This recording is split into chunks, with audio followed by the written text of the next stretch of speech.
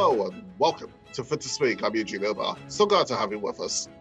We are here in Las Vegas, the entertainment capital of the world, on this Thanksgiving Eve, and I'm going to talk about my observations of this city in the COVID era in a few minutes.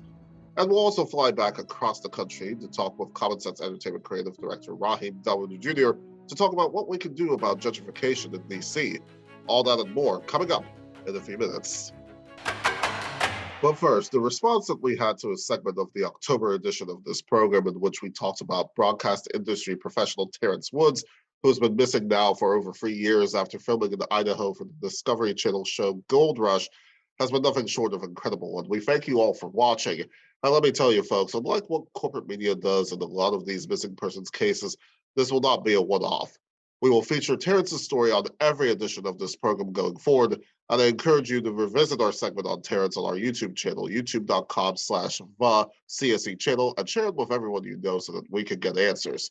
Additionally, to help us get closer to finding Terrence, the folks behind the Crime Door app have recently created an augmented reality poster featuring Terrence, which includes the contact information for the Idaho County Sheriff's Office. Should you wish to reach out to them directly, their phone number is 208-983-1100. Again, that's 208-983-1100. Of course, you can reach out to us on our social media pages. We're on Twitter at the CSE_media, Instagram at CSE_media, and Facebook at the CSE media, and we'll pass along the information. There's someone out there that knows where he is, and Terrence must be found.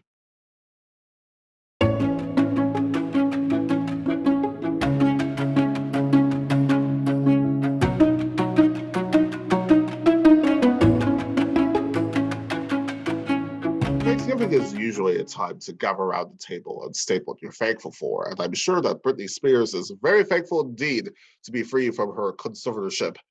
But here are a few things besides the bagel place shutting down after 35 years that I'm not exactly thankful for this year. The first, WMATA. As you may have heard over the past several weeks, the Washington Metropolitan Area Transit Authority, better known as Metro, have reduced service across the entire system, and that would have continued through the middle part of this month, but it looks like it will continue through the end of the month, possibly longer, though as of the time of this recording, Metro isn't exactly announcing that. What precipitated this was a derailment of a 7000 series train, the newest of Metro's fleet, on the Blue Line.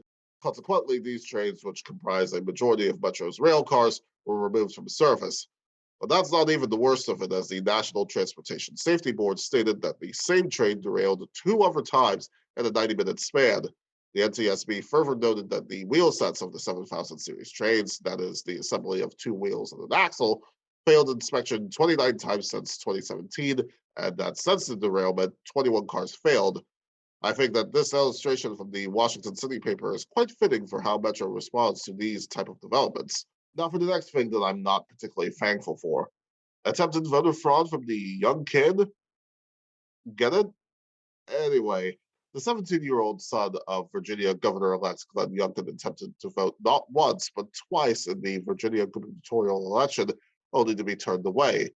The ink barely dried on Youngkin's win, and already his offspring has seemingly already ruined his voter fraud narrative, just like former First Lady Melania Trump ruined the yearly Fox News War on Christmas narrative by saying this in parts over the phone to former best friend Stephanie Winston-Wolkoff. Who gives a about Christmas? Well, Governor-elect Youngkin apparently gave a hoot about the media coverage of his son's voting efforts, stating, quote, "There was real confusion on whether a 17-year-old could vote or not, and he had a friend who suggested he might be able to vote. I'm a little bit frustrated that the media paid so much attention to it. It's my 17-year-old son, and I would really like everybody to leave my family alone. Just so we're clear, yes, 17-year-olds in Virginia can vote in primary elections if and only if they will be 18 on or prior to the general election. It's real comforting to see that the person who will soon occupy the governor's mansion is a little confused about the Commonwealth's laws." Finally on my list, Aaron Rodgers. But before I get to him, remember the time when Urban Meyer and John Gruden, the latter of whom is now suing the NFL, were the only problems the NFL had this season? Seems like 400 years ago when the first Thanksgiving was celebrated. But there's no reason to celebrate the Green Bay Packers quarterback lying, not misspeaking, lying about his vaccination status. This article from Jamel Hill sums up Rogers' outlandish claims on the Pat McAfee show, stating, quote, Rogers insisted that he's now in the crosshairs of the woke mob and wanted to defend himself before my final nail gets put in my cancel culture casket. Indeed, Rogers marked every box on the right-wing bingo card.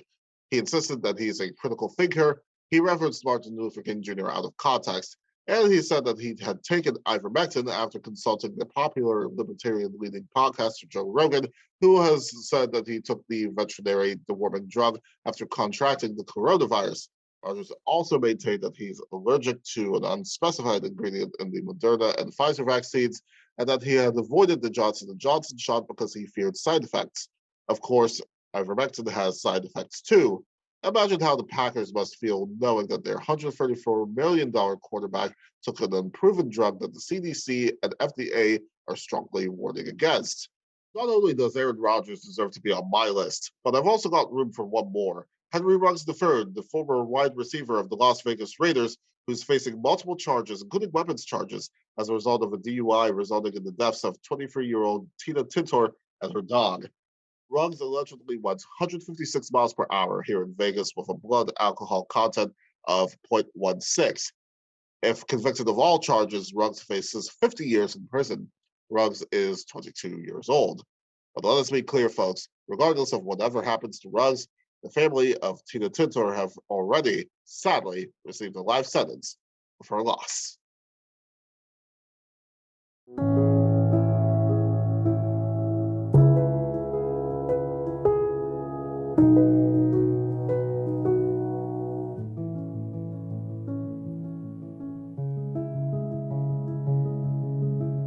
Ah, yes, the Bellagio fountains. Perfect on this nice day. I'm sorry that it's much colder in the DMV. Anyway, the warmth here in Vegas reminded me of the interview that we aired earlier this summer, palm trees and all, with Common Sense Entertainment creative director Raheem Dawodu Jr. about the census numbers. Today, I want to pick up where we left off, in which I asked Raheem about what, if anything, can be done about gentrification in DC. Definitely. I mean, the thing you can do is like incentivize people to develop low income or lower or middle income housing. That's like the one thing you can do. Incentivizing that. Uh, uh, Incentivizing like homes. I know there was like they have programs like that in DC, but if you look at the standards to get those housing for people's income level, it's not even realistic to offer it as a low income housing, especially for the rents they charge for those homes as well. So yeah, you just gotta like really emphasize that more. But there is no interest in doing that because the interest is to make as much money as you can and bring the developers in here. I think that that was a deal that was made starting with Anthony Williams when he became mayor of DC in the late '90s after marrying Barry, and it's continued on with many different administrations since then. Now with Mayor Bowser, they've all just been interested in working with property developers and bring them into DC, and having like these ugly no culture high rise condominiums and apartment buildings that add nothing but a big eyesore to the community and slowly like force the people that had been there for many years to establish their roots and bought property and had generations. They've been forcing them out. You can see that. The final frontier now is like east of the river, especially like in Anacostia. You're seeing a lot of that now, where uh, people have moved into Anacostia that you know 10 years ago would have told you that's like the scary part of DC. I remember I it's actually funny you say this. I remember when I was uh I want to say they had like a rally. One of these like Tea Party groups had a rally after President Obama was elected president.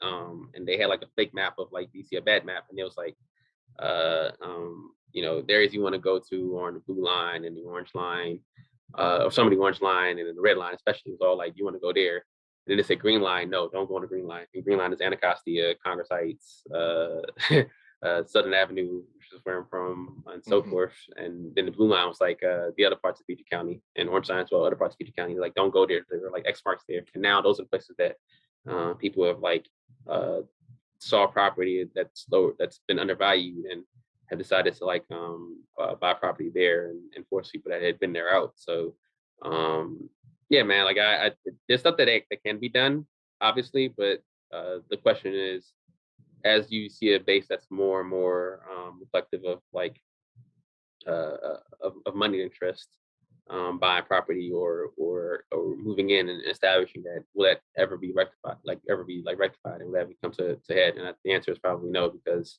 uh, the people that they want to move into these areas are moving into these areas, and the people that are moving out, and thus losing their political voice. So I'm concerned about it, but and there probably is more that can be done. I don't mean to sound like depressed over this, uh, but it's going to have to take a lot of like people that are still here to push back against that, and we'll see what happens. But I'm hopeful. But like I said before, as you see, uh, the cost of living in DC, I think, has like gone up tremendously. I think there was a story about that. You have to make like X amount of money, over six figures a year, to be able to rent a one bedroom apartment in DC. That's not a good sign of what's going forward. And I just hope that people are paying attention to this and are willing to step up and actually do something about this.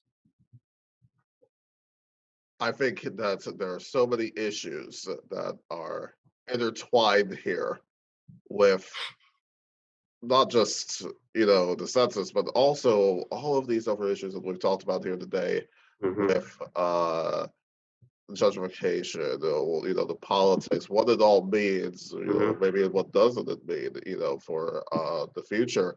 And of course, the next census will be in 2030, and hopefully, this show will be around to analyze that and to see whether or not any of the stuff that we've talked about have Right. come to pass. So we'll see what happens there. But Hmm. until then, Raheem Dawodu Jr., the creative director of Common Sense Entertainment, thank you so much for joining me today. Thank you for having me. It's my pleasure. Folks, it's been quite incredible visiting the entertainment capital of the world with its many sights, sounds, incredible food, and shows, including the recently opened America's Got Talent live show, which I enjoyed tremendously. It was certainly much more enjoyable than being packed like a sardine on the much maligned 737 MAX jet, where only a few folks forgot that their mask goes over their nose. Here, you can get this on Amazon for $5. And the masks also came in handy for all the cigarette smoke in the casinos. Yes, Nevada, which, in spite of their Clean Air Act, have decided that clean air need not apply to casinos and most other places in the state. Park MGM is the only casino on the Vegas Strip that is entirely non-smoking, and I hope more casinos will join in on that because, looking further at this, only a small fraction, 15% of those in Vegas smoke, yet that minority are ruining it for the majority, not to mention the long-term health impacts on the workers. And speaking of which, one of the things to note was the relative lack of 24/7 options outside of course, the casinos, this being blamed in part on the worker shortage. The Nevada Restaurant Association, not to be confused, of course, with the NRA, stated that nearly 70% of businesses had to cut their hours and that workers are waiting for proper compensation, workplace safety, and stability. Those things were apparently lost earlier this year on Las Vegas resident and bar rescue host John Taffer, who earlier this year on Fox compared workers to dogs, of which he since apologized. There's a lot to like about Vegas. There are no rules. It's really the adult Disney World. And yes, the free flowing alcohol and near open container allowance in Vegas doesn't hurt. Of course, on my flight here, only non alcoholic beverages were served on account of rowdy behavior as of late. If you ask me, blaming the bad behavior of a few folks on alcohol is the equivalent of blaming violence on video games. It's not a compelling argument on the part of the airlines, especially when you consider that before the flight, you can drink copious amounts of alcohol at airport bars. The puritanical relationship the US has with alcohol has got to stop. The only way that travelers who wish to cause trouble will shape up is to put them on no-fly lists, as the U.S. Transportation Secretary Pete Buttigieg is proposing. I'll tell you, being in the company of Al Qaeda will cause people to think twice. And it's now time for me to start flying back to DC, where the Trump Hotel will be bid good riddance to the tune of $375 billion. So I want to thank all of you for joining me on this Thanksgiving Eve adventure in Las Vegas. And listen, there's going to be a lot more where that came from, so you better stay tuned to catch it all In the meantime, don't forget to follow us on all of our social media accounts for more information, including all of the bonus content you'll see from today's show. And don't forget to subscribe and ring the bell on our YouTube channel so that you do not miss any of our episodes. And until next time, I'm Eugene Obah, and remember, we will not be silenced.